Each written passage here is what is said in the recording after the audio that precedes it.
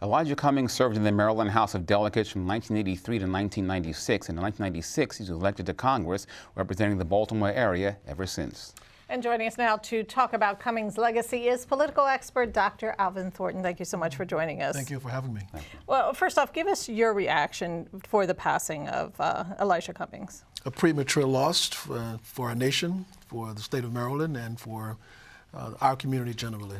And a person who, born in 1951, who lived through the great preparation of black leadership that he would assume later on. He lives through the civil rights movement. He lives through open housing, the Voting Rights Act, and all of that. And he's mentored by the great black and white libertarian people of Baltimore City like Parent Mitchell and others who prepared him to join the House of Delegates. But most importantly, he goes through Howard University, which is where I first met him, and he's prepared by the great scholars to become the man that we now celebrate. You used the word mentor, and that's the one word that I heard most often this past week when people were talking about him. Well, his great mentor, as he says, was Dr. Ronald Walters, who was chairperson of the Department of Political Science at Howard University. I succeeded him as chair of the Political Science Department. And Elijah Cummings said Ron Walters let him know things about himself that he did not know, and that was the leadership possibility.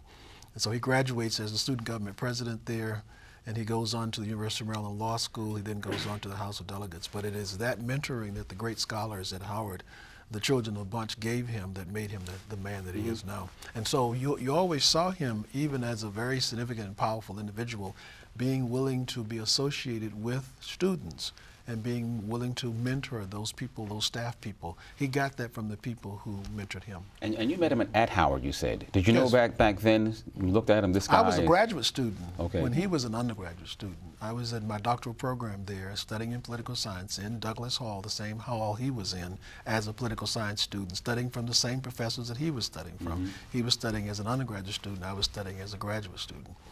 Talk a little bit more about his legacy in the state as well as across the country. Well, see, he comes along at a time when Baltimore City was going through the civil rights struggle and opening up of opportunities. And so he's mentored, I want to make this very clear, he's mentored by the people who preceded him, like Parent Mitchell and Marion Bascom and Dawson and those people. These were the great civil rights lawyers, the great pastors of that city who opened up the city.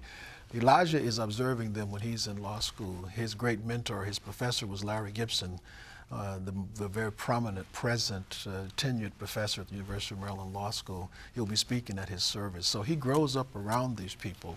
You saw when he says that our children are the gift to the future that we will never see, that's his one statement that I will always remember, because he was calling the nation to give that, prepare that gift.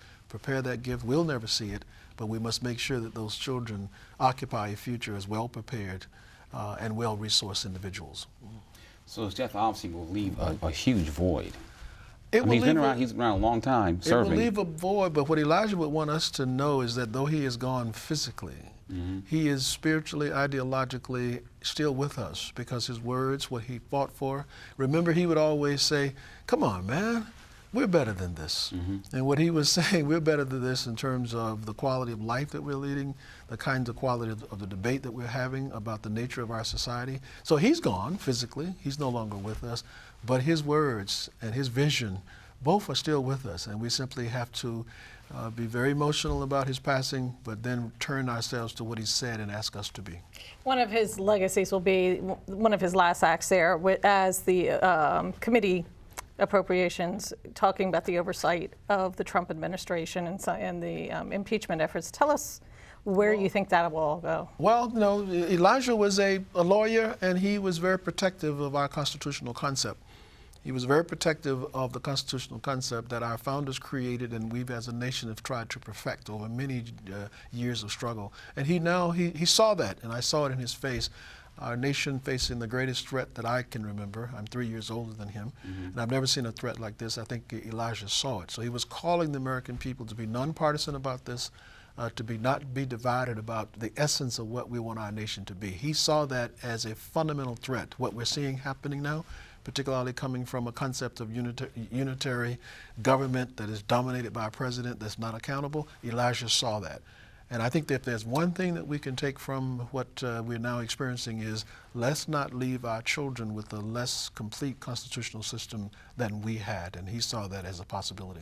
But he didn't cower under criticism from the president, nor in 2015 when they were rioting in Baltimore. He's out there telling folks, you know, go home, keep the peace. Well, he was a man who understood that the people were very upset in Baltimore City because of police brutality and other things, but he always said that you can create a consensus among different people, great diversity, etc. He grew up through when it was segregated in Baltimore City, so he knew of the oppression that people had experienced. But he always knew that there was a possibility that we could draw out of each other the best. Remember, he always said, "We're better than this."